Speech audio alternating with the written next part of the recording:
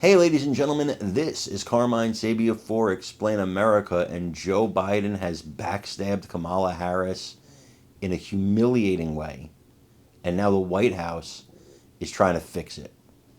Before we get started, please make sure you like, comment, share, and subscribe. Those little things really help us out, and they help our channel continue to grow.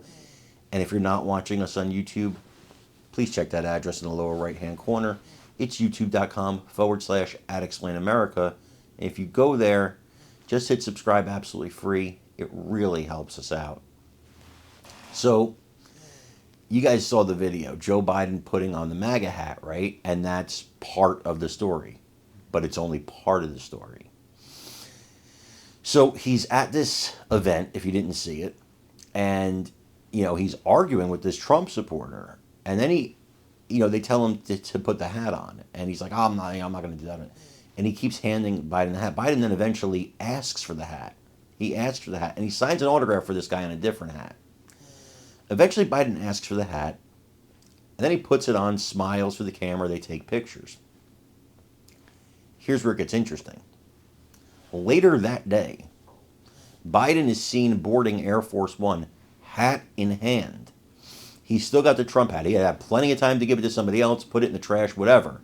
No. He's boarding Air Force One with it, and now reports suggest he has kept the hat. And I have to wonder why. Is this going to be, if Trump defeats her in the election, he puts this on Kamala Harris's desk? I don't know. But there's a reason. He's not doing this for no reason. I believe that this man believes that he was ambushed and pushed out of the top spot on the Democrat ticket. I believe he believes that, and I believe it to be true. I believe it also. And I believe this is his wink and nod, saying he knows that. Listen, is he old and forgetful? Yes. But it's a smart man. Joe Biden's no dummy. He knew what putting that hat on would do. He knew the pictures. He knew the cameras. He knew how that's going to be played. Joe Biden supports Trump is how it's going to be played. Now, according to Biden, that's not true. According to the White House, that's not true. But I want you to watch the White House try to fix this in this clip, and then let me know what you think in the comments. What we saw yesterday with the president briefly wearing a MAGA hat, since the pool wasn't in the room for that, can you share a little bit more about how that happened and just what kind of message you think it sent? So a couple of things for those, like you said, the pool was not in the room, so I just want to make sure I lay this out so folks get the context of what happened. So the president was in Shanksville Fire Station, one of the locations, obviously, of where the plane was taken down on September 11th of 2001.